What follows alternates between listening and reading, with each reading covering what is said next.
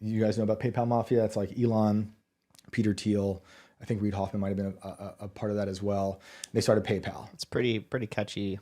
It sounds cool. Pretty catchy crew name. Sounds really cool. It was, whatever that was, it was a crazy idea that took off, that they did together, which we all use now. And now they're a way to consolidate digital, banking. And now we're at where X, Twitter wants to do their own banking thing, which is, I think, what Elon wanted to call PayPal in the beginning was X. So he's had that idea for quite some time. But, you know what I was looking at? I don't know if you guys saw this before, but Elon and Peter Thiel almost died in a crazy car accident too, around that time. Together. Like, I think they had a falling out, and Elon picked Thiel up, I think, in some crazy sports car. And it wasn't a Tesla? Pre-Tesla. Maybe that was where the idea of Tesla was born. But look, like these guys, Thiel in particular, are they're pro-monopoly, which is the other thing that scares me. These guys aren't like into like competition. They want to be a monopoly. I'm also against a monopoly. When you consolidate that much power, especially when you're working with the government, not good. Well, and that's another thing that I do actually believe in, and my parents been saying it for a long time. Shout out. They think that it's been a goal for a lot of things to go back to like a company store setting. One ring to rule them all. Right. And if you ever seen like a terrible example, but a good example is the movie Demolition Man. If you ever seen that. Oh yeah, it's been a while. Taco Bell is every restaurant in the future. There are no other restaurants, but you're selling me. But go on. when they go to Taco Bell for dinner that night, it is not casual dress. People are in suits. This is like the place to be. Taco Bell looks ritzy and glamorous and expensive, and it is. Yep. And it's just Taco Bell. Right. But they have taken over everything. No one is left, no mom and pop shop. Every other corporation has been beaten out to the point to where, hey, we have either bought you out now at this point with all of the money that we have and turned you into us, or we've beaten you so thoroughly into bankruptcy that you've just fallen off the face of the planet. Right. And we're seeing that with companies like Walmart invading small towns everywhere and completely killing the town itself. There's a freaking South Park episode out there about it. It's unbelievable, but it's so true. It's like Dollar Generals out here. Yeah. There's a Dollar General everywhere. Well, and it's also like with the housing, developments and stuff, like you can't buy a house, like because big companies are coming in with cash and just buying it. And and this was accelerated during COVID. Look at how many corporations did really well, and all these mom and pop shops were shut down. Like I have a lot of friends in New York who their shops just went under. They weren't allowed to have. There's a lot of people that believe that was part of the point. Yeah, I do. I'm one of them. And you said one ring to rule them all. Lord of the Rings. The connection to Palantir and Lord of the Rings. It's the seer. You want to pull that up? Actually, can we see an image of the Palantir from Lord of the Rings? Sure. What was it? One ring to rule them all. One ring to find them. One ring to bring them all, and in the darkness bind them. Right. Yeah. And that's what's written on Sauron's ring. Right. And everything that, like, not everything, but I think most of the things Teal does or funds, they're Lord of the Rings adjacent. Andrewel, isn't that the sword from Lord of the Rings? It's a weapon from Lord of the Rings. Are you seeing it? It's a weapon. I'm not sure which one, though. It's hard to know which one's really. But, like, it should be like a red orb. There's that one. I mean, that's not the one I was thinking of. I know. Jack Black? Yeah. Is that Minecraft? No, I'm just kidding. All I'm seeing is like the actual like. The company. Like the red or. Like, yeah. Okay, well, that's this good. is like a card. That's fine. Okay. Yeah, like the Palantir is the seeing crystal orb. Yeah, the lost seeing stones. So that's that literally what recovered. The company does. Yeah, that's basically NSA. By scraping all the data, they're able to see into that's everything. the one. They're able to see into everything. So that's interesting to me. Sorry, I hate you. And going back to like, I think these people really hate us. I sent you a few links. If you could, Alex, pull up the ones about the Alex Karp ones. This is the guy from Palantir with the funny hair. Yeah. Like, let's just listen to some of him. Let's do the other one first. That one's shorter. It should be a short one, like with a Twitter. Yeah. Yeah. Okay. Let's listen to that. This is Alex Karp of Palantir. Look, we built PG, which single-handedly stopped the rise of the far right in Europe. We built Foundry, which was used to distribute the COVID vaccine and saved millions of lives globally. We built what we call multi-constellation, and what's often called the digital kill chain. And they're category-defining products. So when you deliver these products to the market, just honestly, people say this isn't going to exist, this isn't valuable, but then it changes the market. And then the market is the Palantir market. Now, that doesn't mean everyone in the world is going to buy our product, but it means most of the sensible people in the world are going to buy from the category we defined. Yeah, define sensible. You're not sensible unless you're buying from us. So, like, what's his definition of far right? Because during the last 10 years, the left, which is what he is, was like anyone right of them was far right. So, it's like they create these systems to be manipulated by anyone who's in power to then use their definition of who their enemy is. And also, they really did help out the Pentagon with the vaccines and all that stuff, like delivering them. And then pull up the other one, because there's a few parts of that interview. The full video? Yeah, the full video. We'll listen to the very beginning, and I think there's another part too I want to hear. So he looks like a lunatic too. He's got that same lunatic look, like he's been bathing in children's blood. Right. Yeah, and this is from 4 years ago, and I believe the date of this interview is. Oh, I want to pause it really quick. Sorry. I believe this video took place on January 7th, the January 7th. Are you ready? Yeah, let's go. So I think he said some interesting stuff in the very beginning. As in, like the day after J6. Yeah. Ha ha ha. Yeah. Oh, I mean, that's what I meant. Not the J7. Yeah, the day after J6. Thanks. But that's still the J7. Yeah. All right. Palantir data integration and analytics software company was tabbed by the U.S. government. The company is helping track the virus. They're showing pictures of nurses twerking. There's the Pentagon for people listening. Palantir powers their Army Vantage platform, aka military industrial complex. There's a quote from Karp.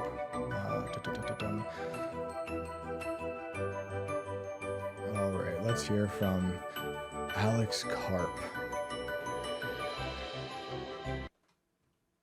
What happened? Is he there? Welcome to Washington Post Live.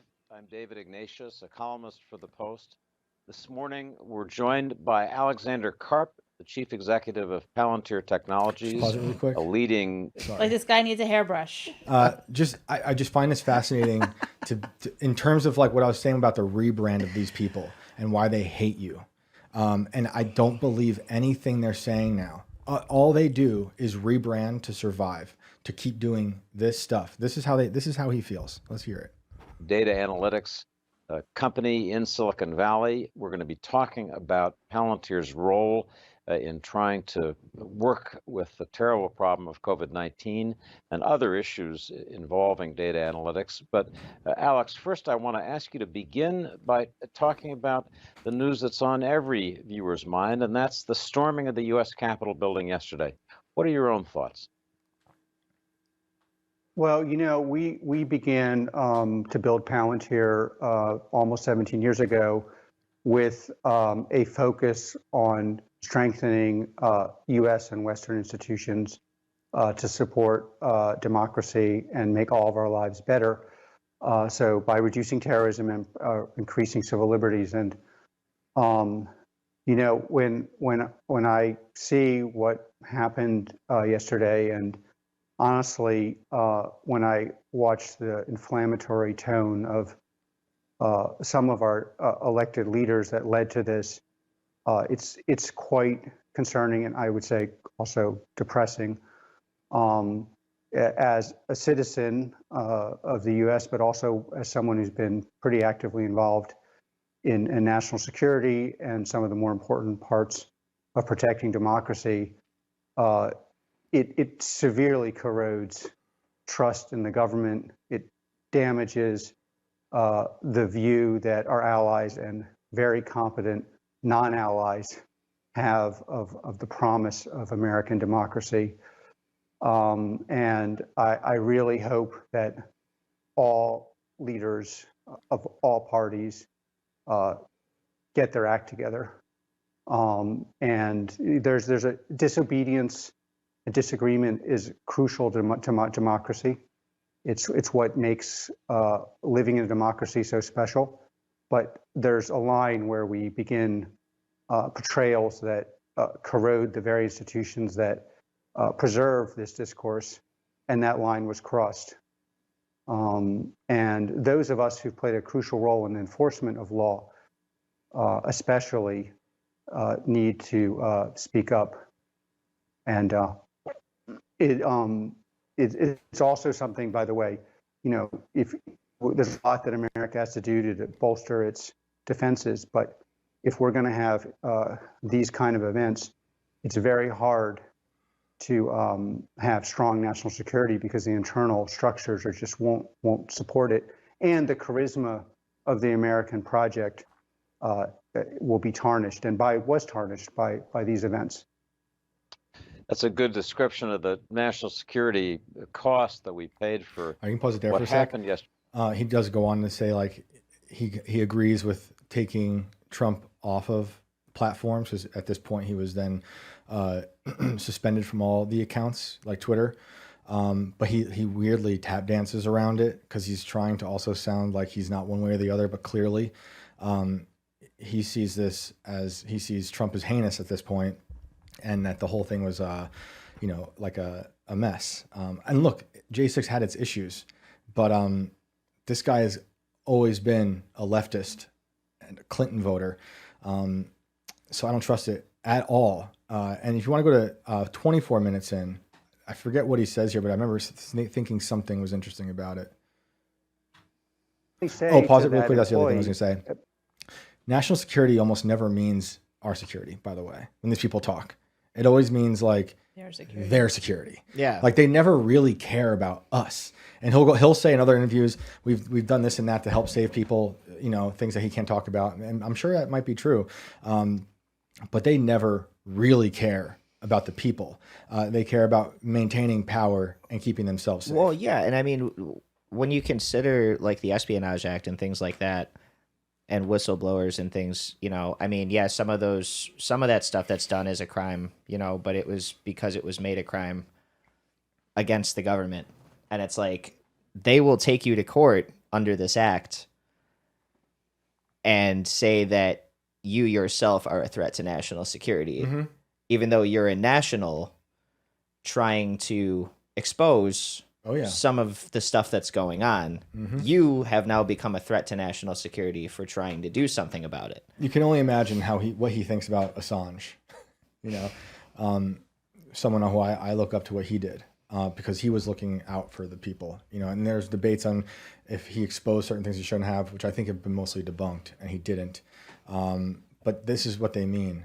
So let's see what he says here. But as importantly, to the leaders of these companies, your company is worth hundreds of billions of dollars in part because the U.S. government and the West protect your right to engage in international economic behavior. You live in a system, you drive on our streets, and we are prospering disproportionately. And there's you can't live in a country and not support it. Last not least, I would point out to that employee that, and again, without being, pause it real quick. Sorry. There's no. I just want to give a little more context to this. He's talking about people, I believe it was from Google, saying they don't want to work with the government in defenses when Project Maven was coming around, because Palantir eventually took Google's spot in Project Maven with developing whatever systems they were doing for the Pentagon. And there were like a lot of protests, which is why Google stepped down. It's probably more of anti-Trump than real ethics of actually worrying about what's going to happen with the AI merging with the government, which is inevitable. But yeah, that's what he's talking about, people protesting. Let's just hear the last bit. Force someone to work against their conscience, but you can remind them, America has very serious, very, very competent adversaries that have a very different view of how the world should work and very different views of human rights and economic justice than most people in America. And we are living in a world of complexity where we may need to defend ourselves. Last not least, I would try to engage in a discourse around what do you think the consequences are going to be technologists realize that technology is nonlinear, so that it's much more, AI is much more like which Project Maven is working on, is much more like a nuclear bomb than a machine gun. And if one side has a gun and the other side has a nuclear bomb, the side that has a bomb will often decide that their way of seeing the world is the way of seeing the world. And I don't believe America's perfect. I've written a lot of critical things about the West and America in my former years as an academic, and I still believe some of those critical things. But I believe that a world order that is defined by, broadly speaking, Western democratic norms, the rule of law, fairness, separation of church and state, a general concept that things will be adjudicated in the court that will be followed, is a better system than a system that doesn't have those things. And a country which does not have the equivalent of software nuclear warfare because its best people won't work on it is a country that will not be able to engage in dialogue of equals on these very important issues. It's funny to me, that's an argument I hear quite a bit about, like, well, if China's doing it, we have to do it. And I do understand that, because it goes back to the whole space race thing. It will be used against us. They're going to use it against us, this guy, Karp, but also China's going to use it against us. But another thing he says in other interviews quite a bit, he refers to China as the second mover, which means, my interpretation of what he means is, we're building everything here better when it comes to all the AI stuff, and China keeps stealing it. So they're the second mover on it and pushing that ball further down the field, which kind of undercuts his whole argument with other countries getting away with it first, because it seems, according to him, and these guys know, we're the best at it. And that could just be propaganda, and I'm sure part of it is. But this is what Silicon Valley's been pumping out. And a good example of this, and we'll lead into the next topic with Project Stargate, is right as Trump was inaugurated, China released DeepSeek, which is like, that blew everyone's mind, the new AI, right? And a lot of that was using microchips that they weren't supposed to get from America, but they got anyway. So it's like, no matter what, they're sharing information. That was during a chip shortage too, wasn't it? Oh, was it? I'm not sure.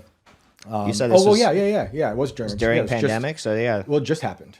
Like, Okay. they just released it as he was inaugurated this time. Oh, this time around. Okay, I was So thinking maybe last not, election. Okay. No, yeah, right now. And they're like, we were not supposed to be exporting these to China, obviously, and they got it anyway.